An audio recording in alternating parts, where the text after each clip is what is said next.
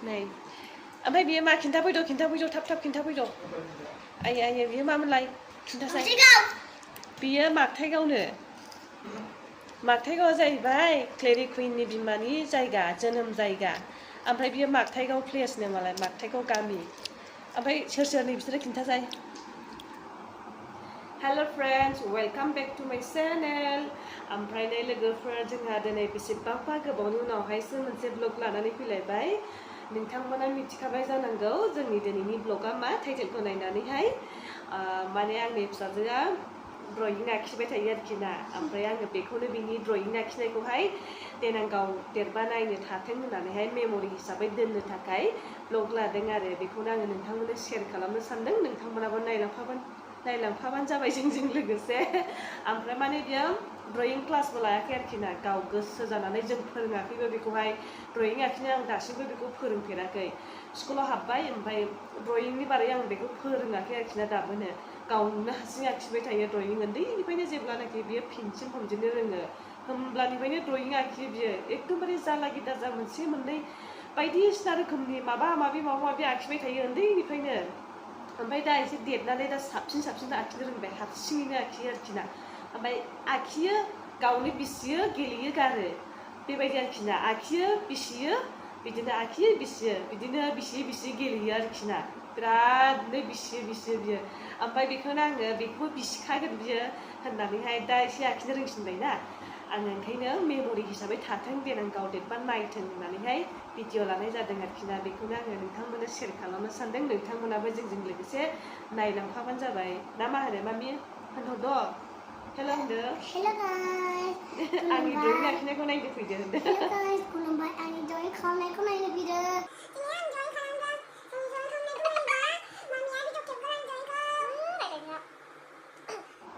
होमबा लोगोफोर let's go to द ड्रयिं खालामनायखौ नायनो थाखाय क्लेरि कुइनआ माबायदि ड्रयिं खालामो नोंथांमोनाबो नायलांफादो जोंजों लोगोसे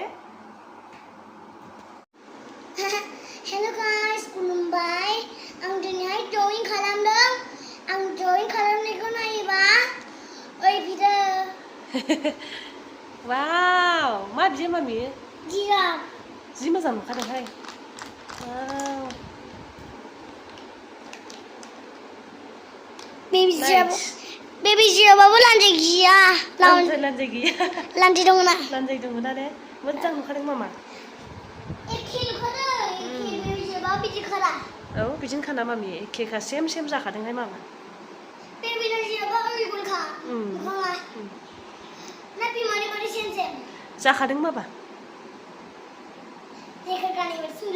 जा मोजां जाखादों दे मा खालामनांगौ कमप्लिट खालामदो दे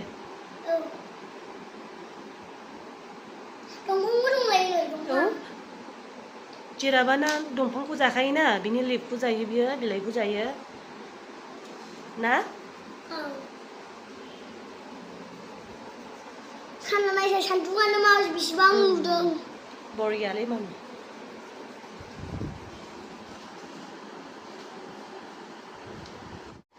नै लोगोफोर बेबायदि आखियो बियो हारसिङैनो बे आगोलावहाय आखिनायमोन आरोखि ना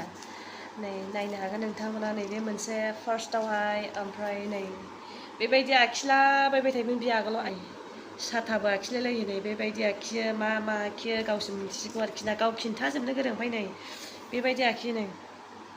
बे आगोलनि आरोखि ना दा बेबायदि आखिला बियो एसे उन्दैसिननि बियो सिगांहाय आगोलावहाय गाव एसे उन्दैसिनावहाय बेबायदि आखियोमोन नै बेबायदि नै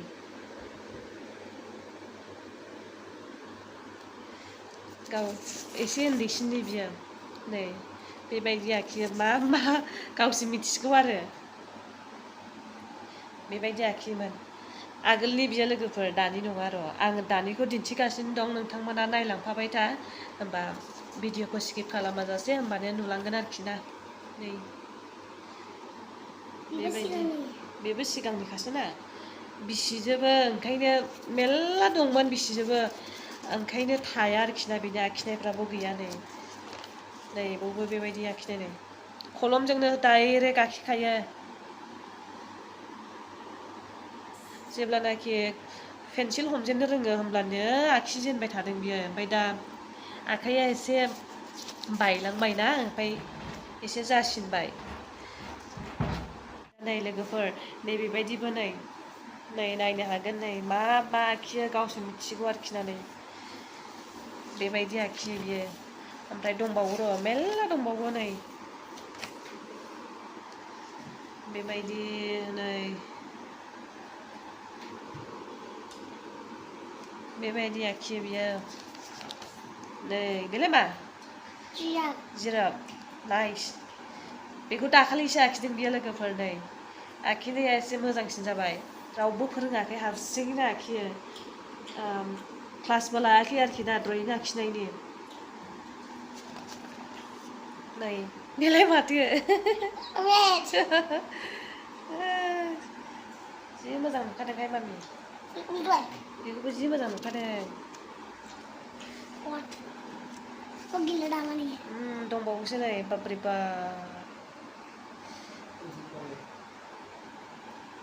मा आखियो बा नै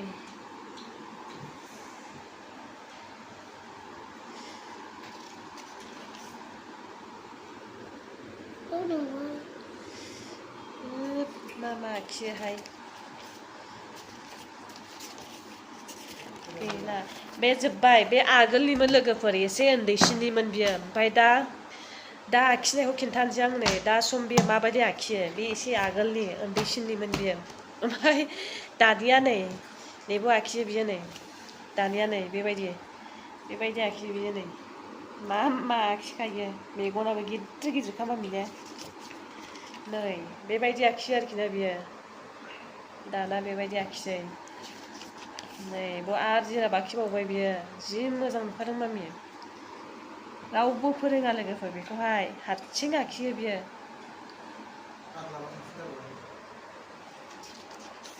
ओमफ्राय नै बेखौबो हारसिं आखियो नै क्रिसमास ट्रि मोजां नुदों मामि जि समायना नुखादों बेबायदि आखिसै नै दा आखिनाया बेबायदि जाबाय आरोखि ना बेना नै दा एसे देरनानैहाय ओमफ्राय नै मालाय बार्थडे पार्टि जादोंनो खोन्थादों दहाय जादों दा माबायदि कालार होनानै दोनजोबो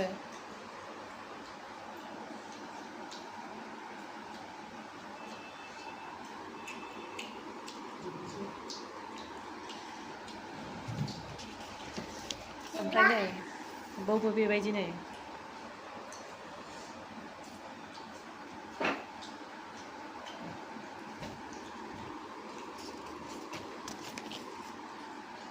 नै बियो मालाय बारबिनो बारबि नै बियो बारबि गार्लनो मालाय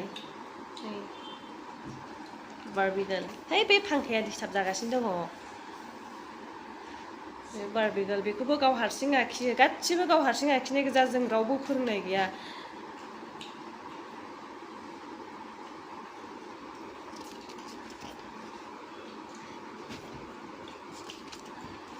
नै ओमफ्राय बियो मा खिन्थाफैद' थाब खिन्थाफैद' आयै बियो मामोनलाय खिन्थासाय बियो मागथाइगावनो मागथाइगावआ जाहैबाय क्लेरि कुइननि बिमानि जायगा जोनोम जायगा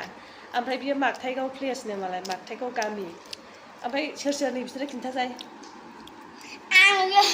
नैबे नों ओमफ्राय बे नोंनि मामिया बे आंनि मामिनो आंनि बिमा माने गावनि बिबै मागथाइगावनि गावनि बिबै ओमफ्राय बेलाय सोरथो खोन्थादों बे गावनि बिदा रियाननो नैबेयो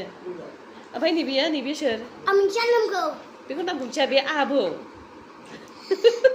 माबा बे सासे आबौनि माबा उन्दै दंना बेखौ बियो नोंजों लोगो जाग्राया निशानि बियो बे निशानिनो मालाय बे निशानि ओमफ्राय बियो गाव क्लेरि ओमफ्राय नैबेयो मागथाइगावनि गावनि बिबैनो ओमफ्राय नैबेयो रियाननो मालाय नैबे मागथाइगावनो मालाय जि मोजांखा नैबे न'आ मागथाइगावनि मामिनि न' आबैनि न' मागथाइगावनि आबैनि न' बियो ओमफ्राय बेलाय माथो किटचेन बे किटचेन मालाय बाव उन्दुयो मा आखियोहाय बियो हरसाय मामि आखाया बेखौनो साबसिन मोनबायहाय आं मामि आंनि मामिनि न'खौ आखिनायनि थाखायनो जि मोजां मोनखाबाय आं नायनै वाव जोब्बाय नै बबे बिदि आखिदोंमोन कालार होआखिसै बियो आखिहांदोंमोन जोब्बाय गाइस आंनि ड्रइं आखिनायखौ मोजां मोनोबा